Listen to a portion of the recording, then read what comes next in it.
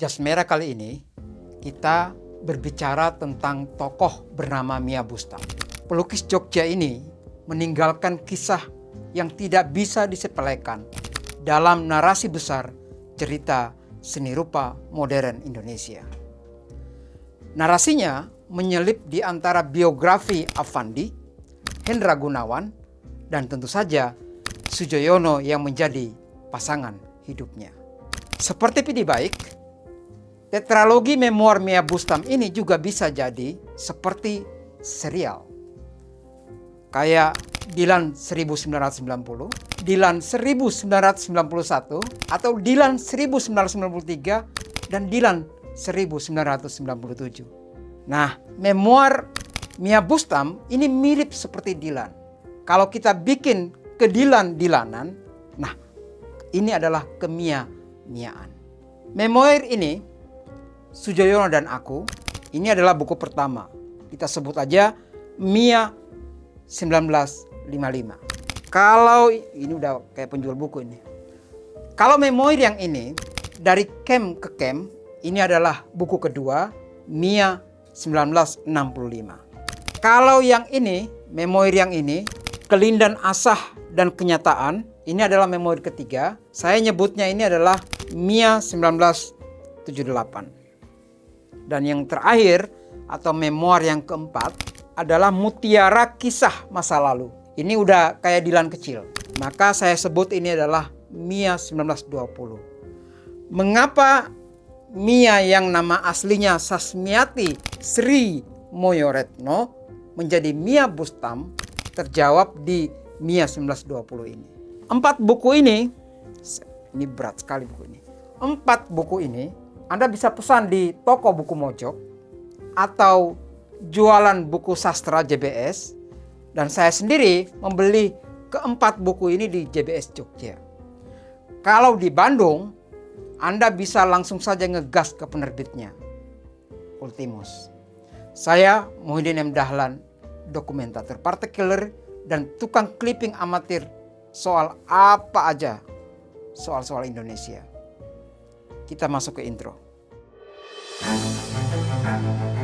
Adalah pertama-tama dan pada tahap utamanya membangun jiwa bangsa.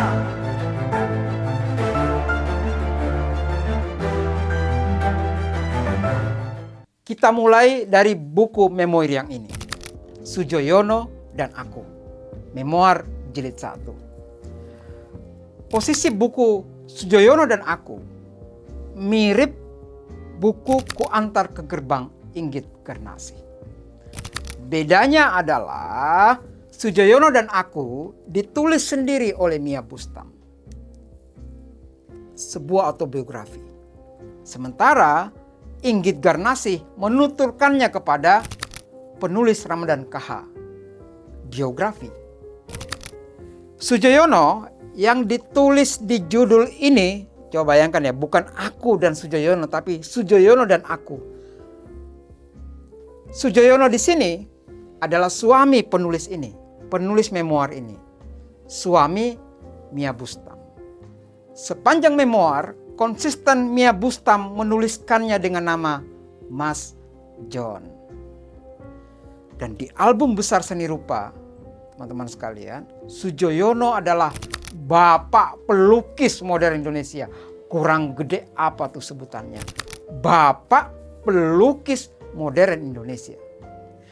Jika selama ini pelukis Soejoyono diceritakan dari mata penulis jurnalis atau koran-koran utama atau kurator dari satu galeri ke galeri yang lain atau penulis-penulis antropologi seni, di buku ini Mas John dikisahkan dari pawon keluarganya sendiri.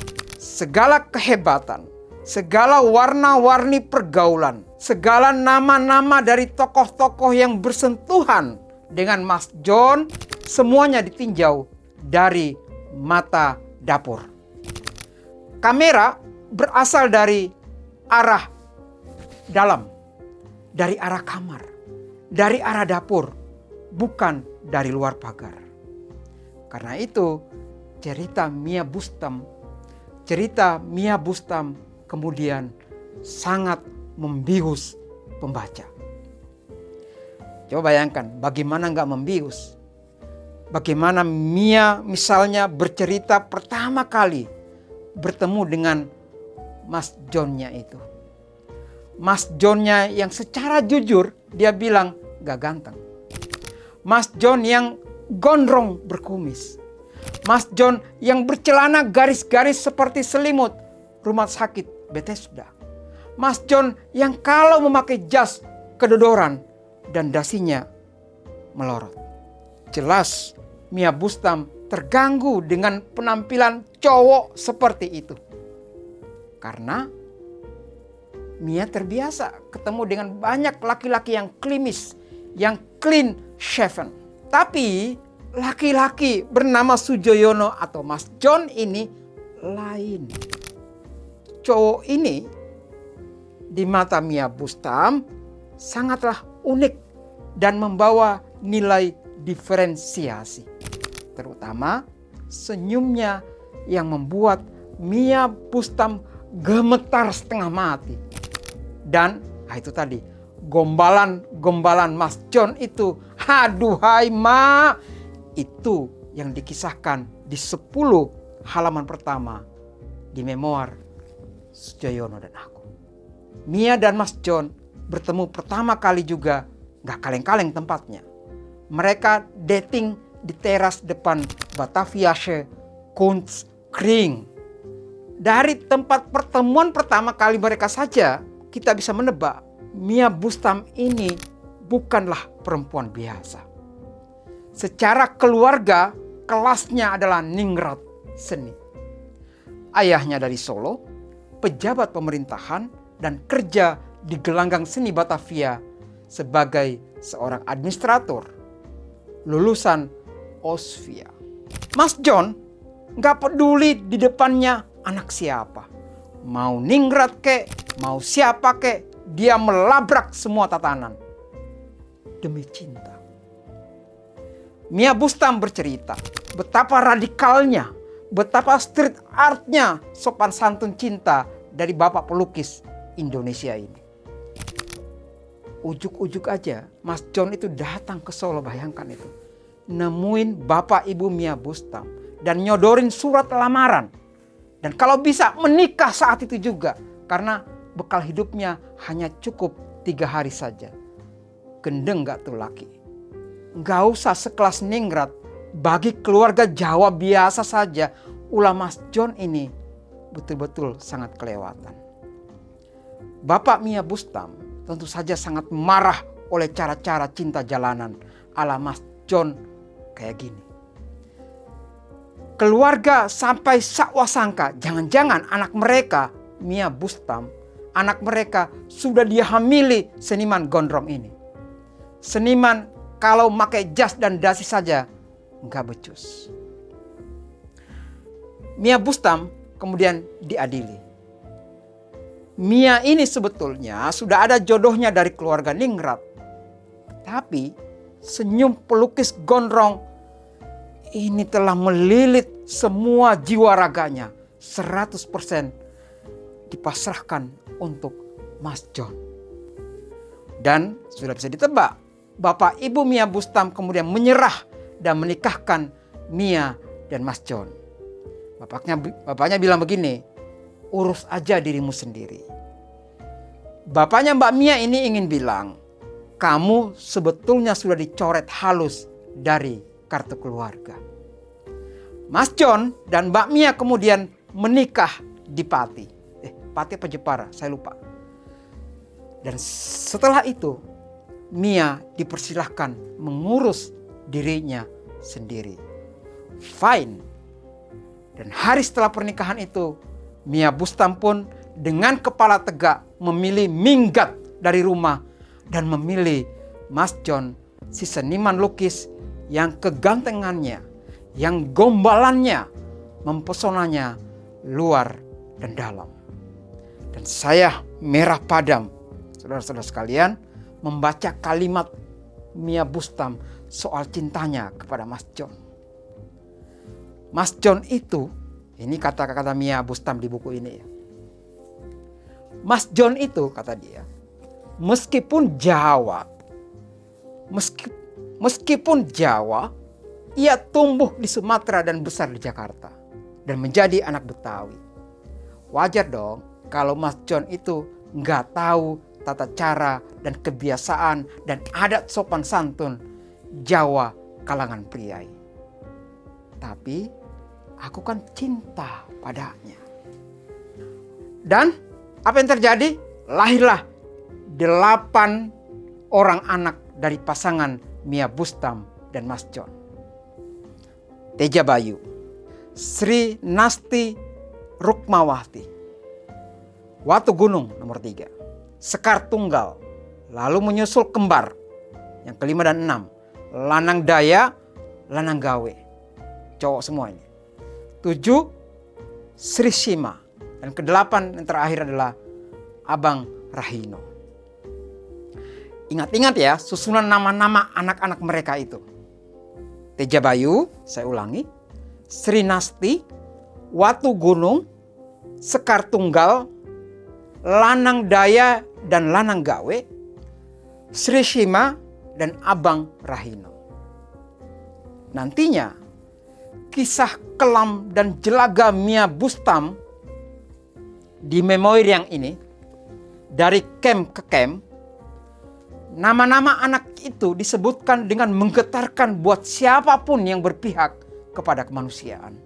Mia Bustam bukan hanya terlempar dari keluarga, tetapi juga menjadi jalan bagi Mia Bustam untuk menjadi seorang ibu bagi 8 anak Sujoyono.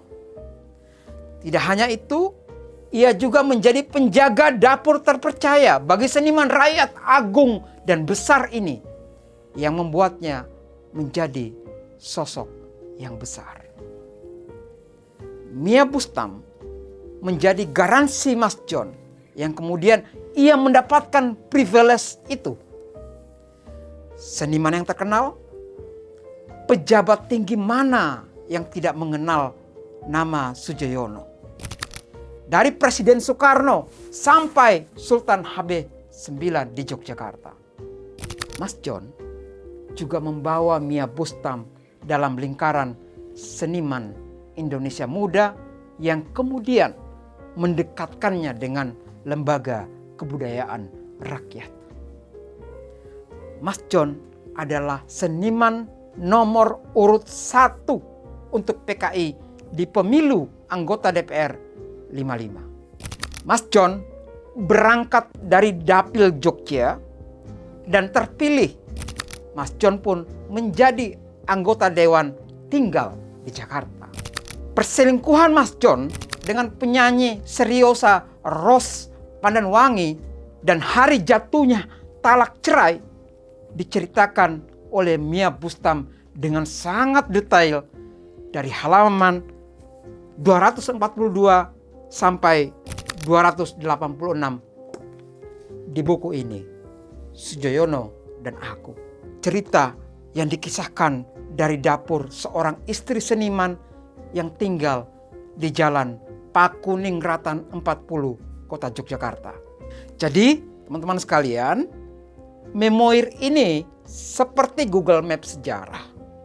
Bagaimana kita mengenal jalan-jalan di Kota Jogja era 50-an, era 60-an dengan pusat penceritaan dari Pakuningratan 40. Di Google Map, rumah Pakuningratan 40 itu rumah yang ada di seberang jalan tokoh alat musik terkenal, Diana Musik. Rute biasanya dalam buku ini ya, dari Pakuningratan kemudian mereka melewati Gang Asem Besar, ada semua gangnya. Kalau Anda berputar di sekitar situ, melewati Gang Asem Besar, keluar ke Jalan Keranggan untuk seterusnya ke Tugu Jogja. Atau bisa lurus ke timur ke Jalan Jetis, lalu belok ketemu Tugu lagi.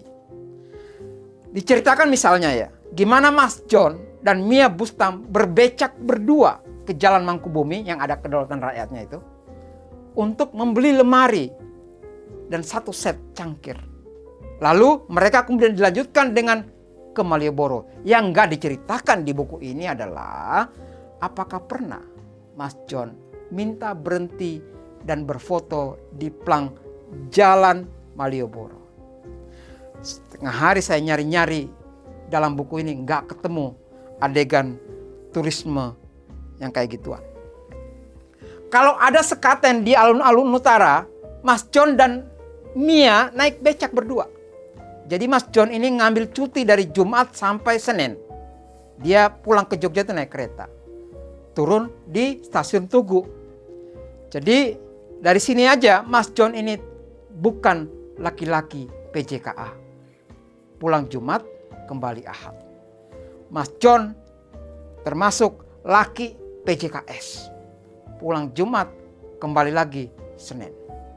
Nah, suatu kali becak yang ditumpangi Mbak Mia dan Mas John ini berpapasan dengan Hendra Gunawan. Jadi Hendra ini adalah satu angkatan dengan Sujoyono, satu angkatan dengan Afandi. Kalau Mas John jadi anggota DPR, Afandi dan Hendra nantinya jadi anggota konstituante hasil pemilu 15 Desember 55. Jadi beda sama Mas John yang terpilih di pemilu 29 September 55. Dan Hendra Gunawan juga tercatat sebagai anggota pimpinan pusat Lembaga Kebudayaan Rakyat. Jadi balik lagi ke adegan papasan becak yang saya ceritakan barusan. Apa dibilang Hendra Gunawan saat berpapasan dengan becak yang dinaiki oleh Mbak Mia dan Mas John? Nah, gitu dong. Kata-kata, nah gitu dong itu betul-betul sangat mengganggu Mia. Dan kemudian dong itu menjadi gong divorce. Gong perceraian. Membaca memori Mia Bustam, kita akan memasuki sebuah dunia wisata dan jalan-jalan. Kita diajak ke dunia gang-gangan ala seniman. Walking tour dunia cinta yang sangat romantis dan sekaligus penuh racun kecemburuan. Penuh ranjau darat pengkhianatan, jagat kelam dan juga sangatlah sakit. Sesakit peradaban Indonesia setelah 65. Di Pakuningrat 40 yang tidak jauh dari Tugu Jogja itu. Rumah yang tidak jauh dari Pasar Keranggan itu. Kulonnya Tugu menjadi permulaan dari memoir yang membuat kita ngilu. Dari camp ke camp. Sekedar catatan bahwa Mia Bustam ini 2 kali dia pindah kontrakan. Setelah kontrakan Pakuningratan, sesaat dia ke Bangi Rejo, agak ke utara sedikit. Bangi Rejo Taman, Sanggar Seniman Indonesia Muda.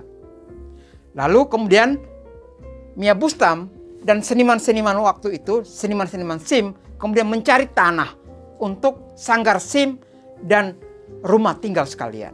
Lalu ketemulah di daerah Pringgodani, Kampung Pringgodani, di daerah Tunjang. Daerah Tunjang itu gak jauh dari Kali Gajahwong. Di timurnya kampus Sanata Dharma saat ini. Di periode 1960 sampai 65 ini, Mia Bustam pun berubah.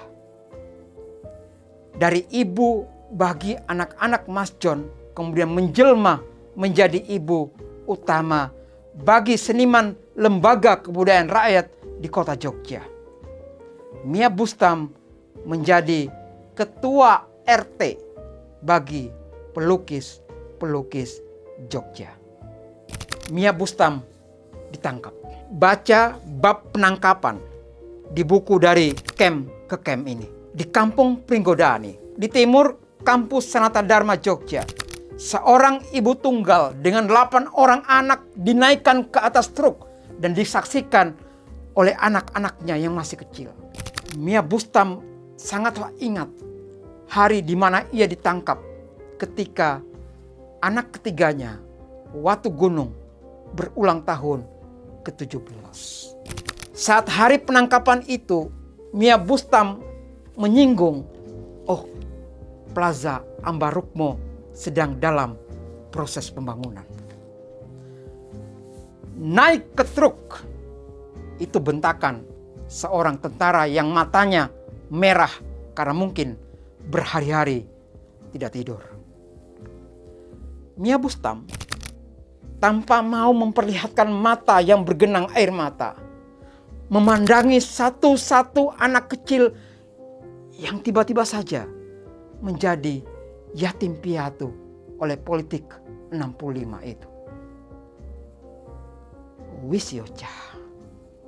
Cuma itu kata-kata yang diucapkan oleh Mia Bustam kepada anak-anaknya yang sangat kecil itu. Mia Bustam balik badan.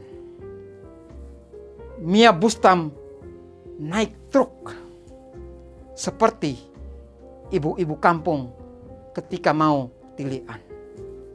Tapi di tilian kali ini Mia Bustam menoleh lagi untuk melihat rumahnya, untuk melihat anak-anaknya. Mia Bustam berangkat menghadapi hidup baru yang sangat pahit. Menjalani hidup penuh siksa dari camp ke camp. Dari meja interogasi satu ke meja interogasi lainnya. Dari tahanan sementara di Ambarukmo, pindah ke Demangan, lalu jauh dipindahkan ke Sleman, Jalan Magelang. Kemudian Mia Bustam memasuki kembali pusat kota Jogja ke Fort Vredenburg. Benteng militer Belanda itu digunakan sekali lagi sebagai kamp tahanan kedua setelah Wirogunan. Tahun lalu, Oktober 2025, pameran arsip Mia Bustam diselenggarakan di Benteng Vredenburg dalam rangka Biennale Jogja. Pameran itu ditempatkan di Vredenburg, nggak lain dan nggak bukan. Tujuannya adalah untuk membuka memori publik.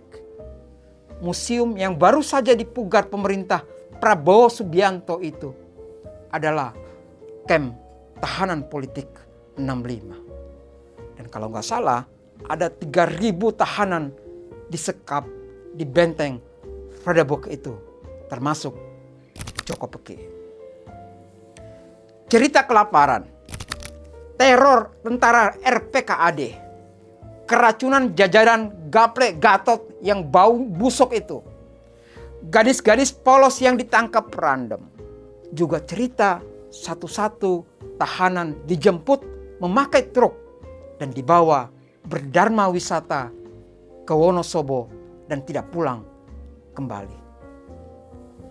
Termasuk bagaimana satu demi satu tahanan di Benteng Vredenburg ini dibawa ke ruang interogasi yang lokasinya di kawasan Tugu, Jogja, di gedung Perpustakaan Jefferson, kepunyaan Kantor Informasi Amerika Serikat, USIS. Gedung itu masih berdiri sampai hari ini. Letaknya itu di depan Pasar Keranggan. Sekarang itu dipakai oleh Bisnet Techno Center. Mia Bustam menyebut nama salah satu interogator kejam. Di buku Dari Camp ke Camp, Mia Bustam menyebut Nak Lukman. Saat pertama kali di Jefferson Library ini, si Nak Lukman ini memanggil Mia Bustam dengan Bu John. Rupanya Nak Lukman ini dulunya adalah penghuni Pakuning Kraton yang tidak jauh dari rumah kontrakan Mia Bustam. Ada asrama di sana.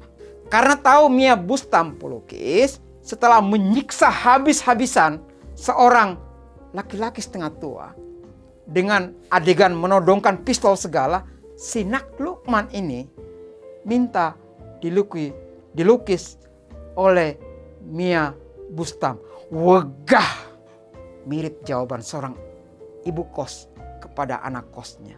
Wegah, itu jawabannya Mia Bustam. Itu pemeriksaan pertama Mia Bustam. Mia Bustam melihat, Mia Bustam mendengarkan bagaimana para tahanan itu disiksa di hari Lebaran di bulan Januari 1966. Sebelum kemudian Mia Bustam dipindahkan ke penjara Wirogunan. nama Nak Lukman ini pernah disebut terang benderang di sidang International People's Tribunal di Den Haag tahun 2015 sebagai penyiksa yang sangat kejam. Nak Lukman berasal dari UGM. Nama lengkapnya adalah Lukman Sutrisno. Terakhir, sebelum meninggal, Nak Lukman atau Lukman Sutrisno ini adalah guru besar Divisi Pol UGM. Jika Anda semua, jika pembaca, jika pendengar Jas Merah melihat ada sertifikat terima kasih dari RPKAD untuk UGM. Nah, salah satunya buat jasa meminjam tangan kotor algojo sipil yang terdidik ini, algojo yang terpelajar ini, dan berpendidikan maha tinggi. Kehidupan di penjara Wirogunan selama 5 tahun dan kemudian dibuang ke kamp pelantungan, bisa teman-teman baca di buku ini. Dari kamp ke kamp. Jika Nyanyi Sunyi Seorang Bisu, karya Pramudia Anantatur, menggambarkan dengan detail selayaknya seorang jurnalis melaporkan kehidupan Pulau Buru di kamp interniran khusus perempuan di Pelantungan, Kabupaten Kendal. Mereka punya dari kamp ke kamp. Mia Bustam sangat detail dalam menulis. Nama, tempat, deskripsi, narasi. Mia Bustam menggambarkan semuanya. Dari mana? Pertanyaannya bukan begitu. Dari mana kemampuan Mia Bustam bisa menulis seperti tetralogi memoarnya ini?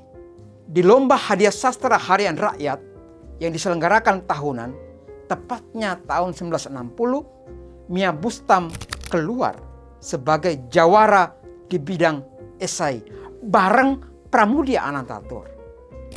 Saat itu Mia Bustam menulis, ini esai yang jadi juara itu. Haruskah seniwati memisahkan diri dari seniman? Api Kartini, ini majalah terbitan Gerwani. Api Kartini pernah menerbitkan buku-buku saku. Salah satunya ada nama Mia Bustam di sana. Judulnya Ketua RT Pelukis Jogja. Seperti Dilan yang tadi di awal video ini, yang ini Sujoyono dan Aku, buku pertama, Mia 1955. 55 atau 91 ya? 41 ya? Nanti bisa diperiksa ulang ya, 55 atau Mia 41. Yang ini, memori yang ini, Mia 1965. Memori yang ini, Mia 1978. Setelah dia pulang dibebaskan dari kamp pelantungan. Dan yang terakhir adalah Mia 1920. Saya, Muhyiddin M. Dahlan, dokumentator partikelir dan tukang clipping amatir di Indonesia, dari Kabupaten Sleman, Akbah Akademi Bahagia. Sampai jumpa.